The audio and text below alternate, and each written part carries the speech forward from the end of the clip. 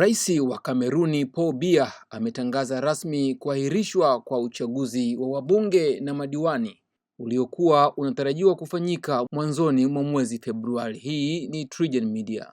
Katika hotuba yake kwa njia ya televisheni Jumanne jioni kwenye maadhimisho ya miaka 60 ya siku ya vijana, Rais Biya amesema hatua hiyo ni muhimu ili kupisha marekebisho madogo ya ratiba ya uchaguzi huo. Awali uchaguzi huo ulipangwa kufanyika mwishoni mwa mwezi Februari, lakini hii ni mara ya pili kuahirishwa kwa uchaguzi nchini Kameruni baada ya ule wa mwaka 2025 kuahirishwa hadi mwanzoni mwa mwaka huu 2026 ambao nao umeota mbawa. Hata hivyo, katika tangazo lake jipya, Rais Biya hakutaja tarehe mpya kufanyika kwa uchaguzi huo, hali iliyozua maswali miongoni mwa wachambuzi wa siasa na makundi ya upinzani. Imekuwa ni nadra sana kwa kiongozi huyo mwenye umri wa takribani miaka 93 kuonekana hadharani, na kuonekana kwake kumewashangaza wengi.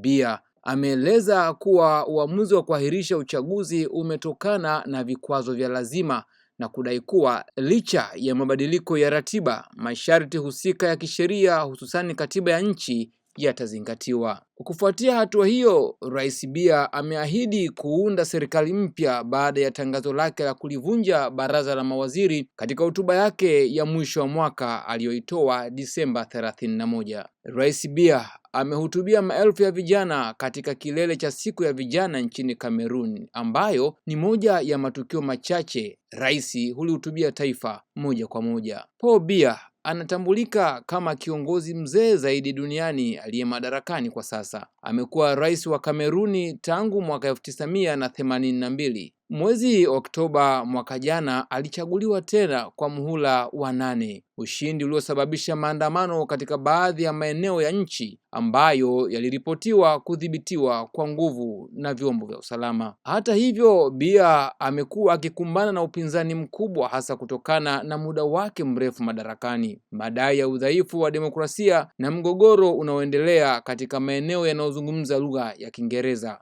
Wapinzani wake wanaeleza kuwa anapaswa kupisha kizazi kipya cha uongozi na kwamba kugombea tena urais kunadhoofisha misingi ya mabadiliko ya kidemokrasia nchini humo. Hii ni TriGen Media.